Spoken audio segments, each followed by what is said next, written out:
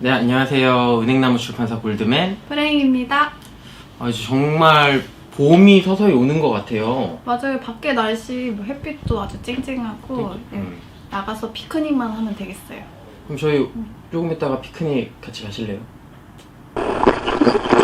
오늘 봄 아지랑이처럼 간질간질한 무슨 이야기가 들어왔다고 들었는데 정확히 어떤 얘기죠? 오늘 저희 출판사로 소설 속 주인공이 사연을 하나 보내주셨어요.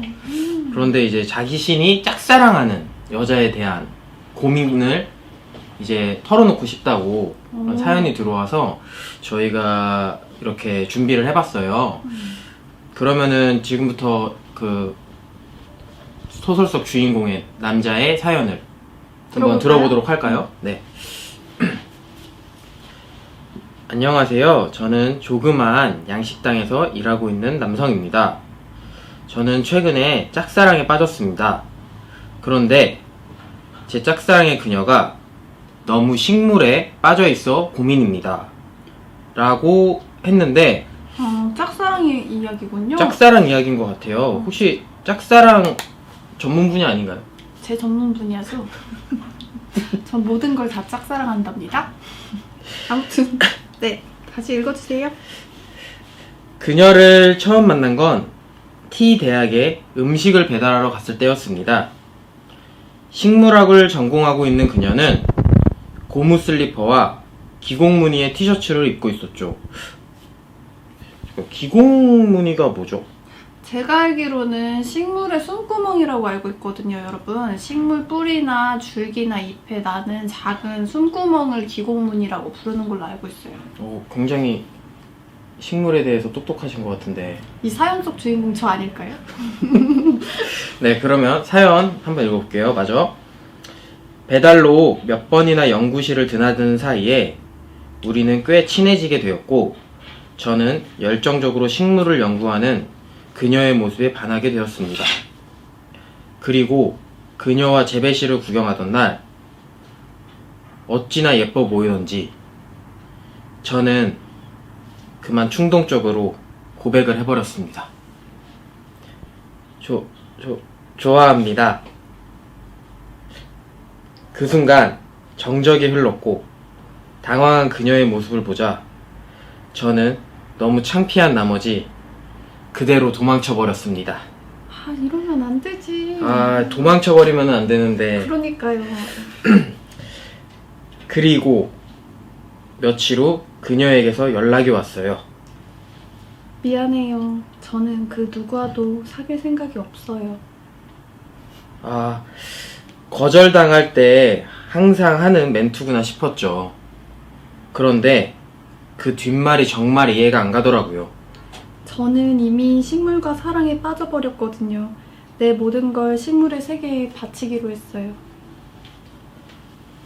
평소 식물을 정말 사랑하는구나 라고 생각은 했지만 이 정도일 줄은 몰랐습니다.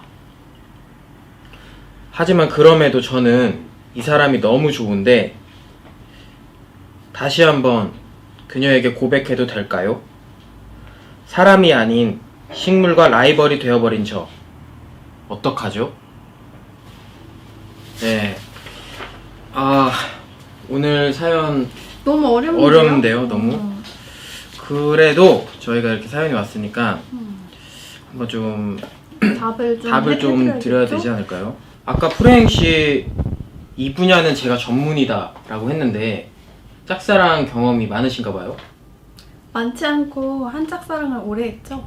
얼마나 짝사랑을 해보셨죠? 한 3년 정도? 3년씩이나 짝사랑을 해봤어요? 혹시 그 남자랑 어떻게 그래서 잘 됐나요? 아쉽게도 그 남자분은 제가 그분 좋아했는지도 잘 모르실 거예요. 표현을 못했나 보네. 그쵸. 아마 그분은 제 존재조차 잘 모르시지 않을까. 근데 지금은 존재조차 모른다고? 그리고 지금은 결혼하셔서 한 아이의 아버지가 된 걸로 알고 있습니다. 그럼 지금 그분에게 영상 편지 한번 띄워주시죠. 영상 편지요? 이쪽 카메라 보고 띄워주시죠. 정지훈 씨 잘 지내고 계시죠? 가끔 미디어에서 뵙고 있어요. 잠깐 너무 이상한데? 근데 처음부터 처음부터 너무 도망치셔가지고 그러니까 어떻게 해야 하나? 도망치지 않았으면은 조금 더 괜찮지 않았을까 싶은데 물론 이분 입장에서는 여자분이 생각할 시간을 준다고 자리를 피한 거라고 생각할 수도 있을 것 같은데 누가 봐도 도망인데요? 혹시 그 여성분의 입장이었어요. 근데 네. 남자가 고백을 하고 도망을 쳤어? 도망을 쳤어. 너무 그러면 어떻게? 지질하시네요. 아니, 그렇죠. 예, 찌질하다. 네. 좀 도망치지 않아도 되는데. 네, 뭐가 됐든 뭐 그 자리에서 답을 못 들어도 도망은 치지 않았어야 하는 거 아닐까. 저는 그랬던 적은 있어요. 뭐예요? 뭐? 제가 도망치진 않았는데 제가 고백했던 분이 도망치셨어요? 그 자리에서 도망갔어요. 그런데 지금 이 거절 멘트 자체가 네네, 그쵸. 지금 식물과 사랑에 빠졌다고 하는데 한 두 가지 정도로 해석해 볼 수 있지 않을까요? 하나는 정말 식물을 좋아해서 뭐 이분이 아니더라도 꼭 이성이 눈에 안 들어오는 거지.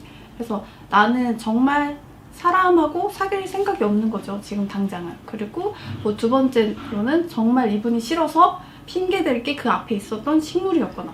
두 가지 정도 아닐까요? 여자분이?